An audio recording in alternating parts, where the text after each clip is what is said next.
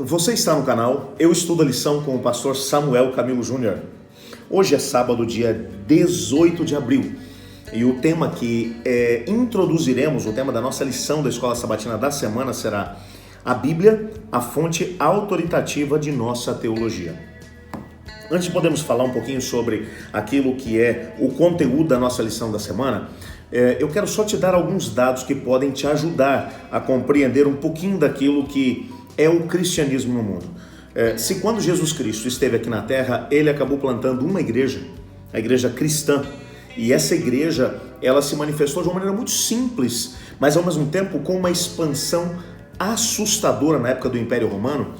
Com o passar dos séculos, a igreja cristã acabou sofrendo uma série de mutações, e a igreja acabou se modificando tremendamente. Quando paramos para poder analisar em termos históricos aquilo que era a igreja apostólica, a maneira como os discípulos encaravam a religião, bem como também como os primeiros pais da igreja, ali no primeiro, segundo século da nossa era, e comparamos com aquilo que é a manifestação do cristianismo em pleno século XXI, a gente percebe uma diferença muito grande.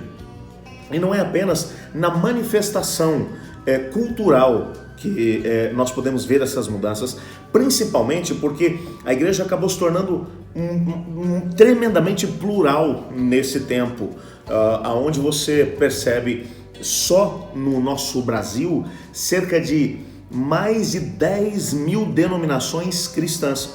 Quando analisamos o mundo todo, eu estava fazendo uma pequena pesquisa, calcula-se que em 2010, que havia algo em torno de 30 mil denominações cristãs no mundo. Estamos aqui falando apenas daquelas que têm alguma estrutura, que conseguiram se organizar com pelo menos 5 ou 6 congregações, acima disso, que já são movimentos organizados. Se você pegar aquelas portinhas que são abertas às vezes nos grandes centros, o indivíduo cria lá um nome e começa um movimento, aí esse número vai explodir tremendamente. Um questionamento que nós sempre ouvimos por parte de estudiosos da Bíblia é o seguinte: se Jesus foi um só, e ele mesmo mencionou em sua palavra, e conhecereis a verdade vos libertará.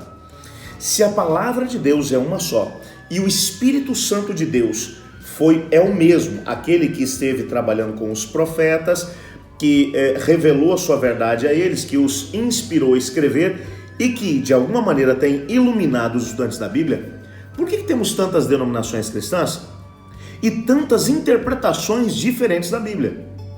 A resposta para isso é a chave daquilo que vamos estudar essa semana. A palavra de ordem para o nosso estudo essa semana é teologia. Teologia é uma palavra composta, vem por theos, que em grego é Deus, e logia, ou estudo. Então eu estudo sobre Deus. Quando nós temos uma teologia, todos nós temos algum tipo de teologia a respeito de Deus. Mesmo o ateu tem um tipo de teologia, só que a teologia dele apregoa que Deus não existe. Então todos temos uma teologia. Baseado na teologia que nós abordarmos, nós vamos ter um tipo de interpretação bíblica. Por quê? Porque a teologia, ela se baseia principalmente em cima de 5 elementos, que poderão ser mais fortes ou mais fracos, dependendo da denominação cristã a qual você pertence, ou a abordagem da palavra de Deus a qual você vai escolher. O nosso guia de estudos, por exemplo, traz aqui um parágrafo que diz assim, exploraremos esse assunto importante, porém complexo, por meio do estudo de 5 fontes que influenciam a nossa interpretação das Escrituras, a saber, a tradição, a experiência, a cultura, a razão e a própria Bíblia. Esses 5 elementos são os elementos que podem influenciar a nossa teologia mais para a direita, ou mais para a esquerda, ou mais para o centro. Eu repito, quais são esses 5 elementos? A tradição, a experiência, a cultura, a razão e a própria Bíblia. Todos nós, na nossa teologia, temos um peso maior em uma ou outra dessas 5 áreas. Há um texto que vai aparecer lá no nosso texto complementar da lição dessa semana, que vai dizer assim, isso aqui é apenas uma análise dos diversos movimentos teológicos e cristãos que nós temos no mundo, ok? E as ênfases que eles dão nessas 5 áreas. Olha o que o texto diz. Nas igrejas católicas e ortodoxas, a tradição costuma desempenhar um papel importante e decisivo.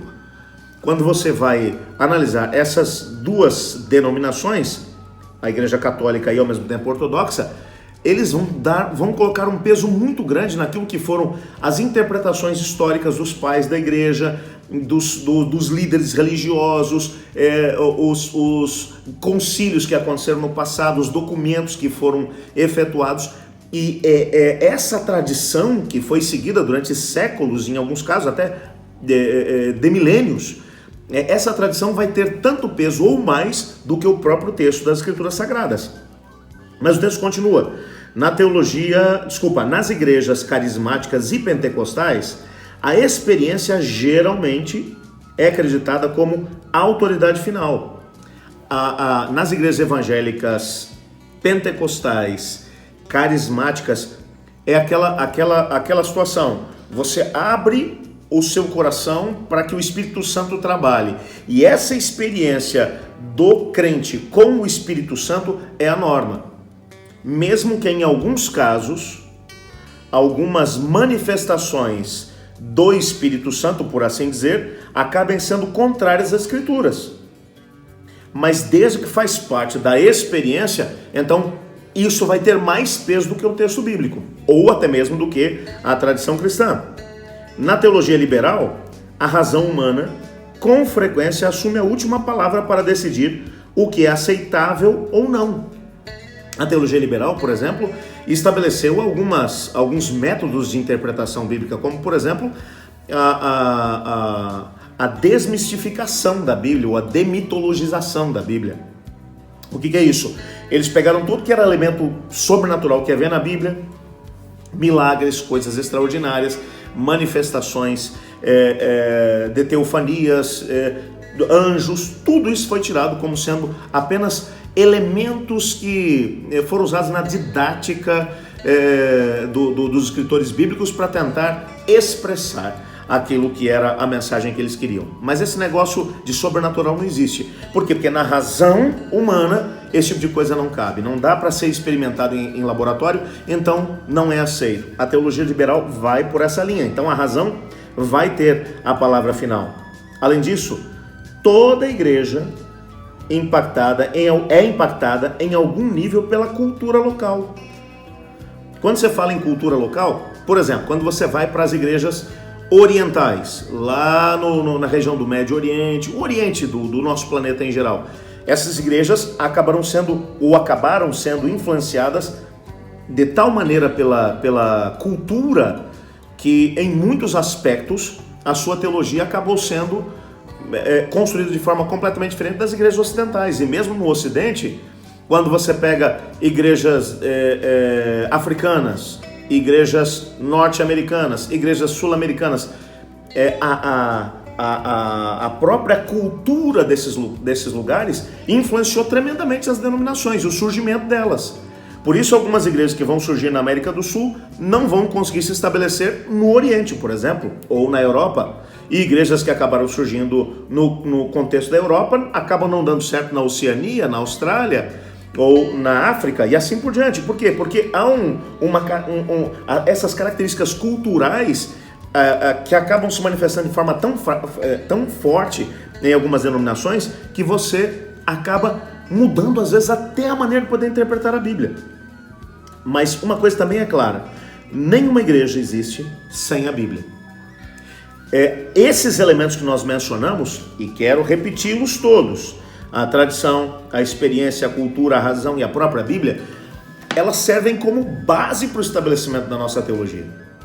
Mas como é que podemos estabelecer uma teologia que possa, de alguma maneira, respeitar aquilo que foi a revelação dada pelo Espírito Santo através dos profetas, que por sua vez acabaram sendo inspirados pelo mesmo Espírito para poder escrever, e esse Espírito que hoje também nos influencia para podermos entender o que ele revelou e inspirou.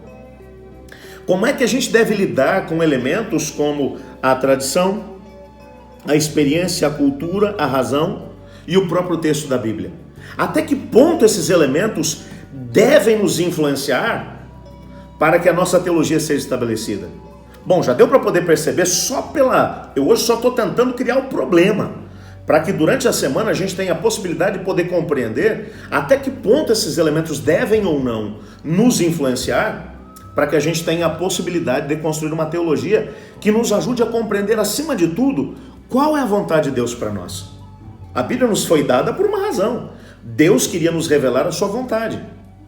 Agora, até que ponto esses 5 elementos podem nos influenciar a ponto de estabelecermos uma teologia que não comprometa aquilo que é a vontade revelada de Deus? Nessa semana, eu posso te prometer que nós vamos tentar responder isso tudo.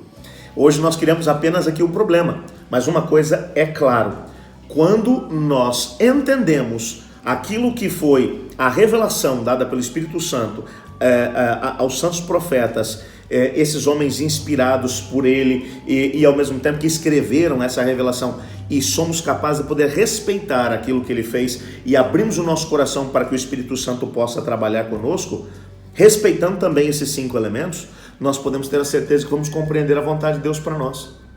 Porque todas as palavras da Bíblia, tudo aquilo que contém na Bíblia, nos foi dado para podermos compreender o que é necessário para a nossa salvação. Nós sabemos tudo através da Bíblia? Não.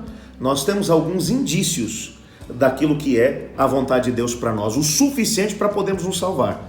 Ninguém vai poder dizer a Deus que se perdeu por falta de conhecimento, porque na Bíblia há o suficiente para podermos nos salvar. Mas para que a nossa história seja uma história de salvação, nós precisamos respeitar esses 5 elementos.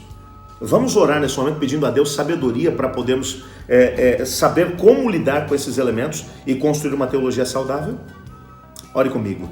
Obrigado, Pai, por Tua palavra, obrigado porque o Senhor tem estado conosco, obrigado porque aquilo que precisávamos para a salvação o Senhor nos deu na Tua Bíblia. Por favor, nos ajude a podermos compreendê-lo e a respeitar esses 5 elementos também. Pois é em nome de Jesus que oramos. Amém. Eu espero que você tenha sido abençoado pelo nosso estudo de hoje.